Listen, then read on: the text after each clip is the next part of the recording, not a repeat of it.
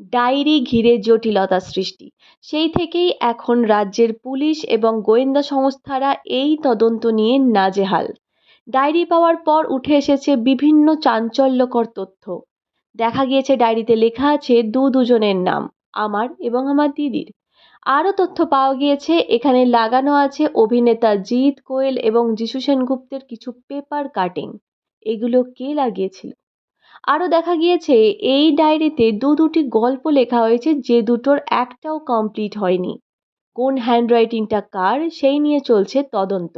এখনই পাওয়া খবরে জানা গেল অভিনেতা জিৎ, যিশু সেনগুপ্ত এবং কোয়েল মল্লিককে এই বিষয়ে জেরা করা হতে পারে। এদিকে ডায়েরি নিয়ে লেগে গেছে তুমুল ঝামেলা দিদি আর বোনের মধ্যে।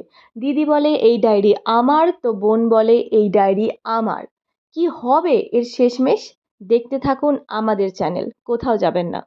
এরই মধ্যে পুলিশ গোয়েন্দাদের ভরসা করতে পারছে না ওই বাড়িরই ছেলে, মানে ওই দুই বোনের ভাই। তাই সে ঠিক করেছে একটি টাইম মেশিন বানাবে এবং টাইম মেশিনে করে চলে যাবে ছোটবেলায়। কারণ এই ডায়েরিটা দেখে বোঝা গেছে ডায়েরিটি ছোটবেলায় পাওয়া। তাই বাইরে সজনে ডাঁটার তলায় বসে ভাই ভাবতে শুরু করেছে কিভাবে টাইম মেশিন বানানো যায়। এবং টাইম মেশিন বানানোর জন্য চাই একটা চেয়ার, যে চেয়ারগুলো একটাও খালি নেই, বাড়িতে সবাই চেয়ারে বসে পড়েছে। এদিকে আমি ভাবছি যে ভাই, কবে তুই এত ইন্টেলিজেন্ট হলি, তুই বানাবি টাইম মেশিন? আমার কথা শুনে আমার জামাইবাবু একদমই এটা মেনে নিতে পারলো না। ভাইকে ডেকে এনে দুয়ারে বসিয়ে তার সাথে ডিসকাশন করতে থাকলো যে কি করে বানানো যায় টাইম মেশিন। আমরা চলে গেলাম মন্দিরে, ঠাকুরের কাছে পুজো দিয়ে এলাম, যাতে খুব শিগগিরই আমরা এই টাইম মেশিন বানাতে পারি আর তাড়াতাড়ি করে ফেলতে পারি এই রহস্যের সমাধান। এটি ছিল একটি আন্ডার কনস্ট্রাকশন মন্দির, তবে হনুমানজি ভীষণ জাগ্রত।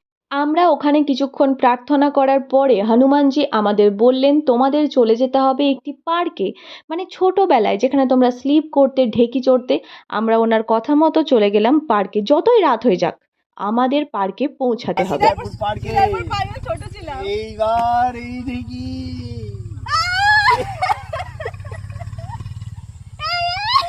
এবার ঠেল ঠেল যা।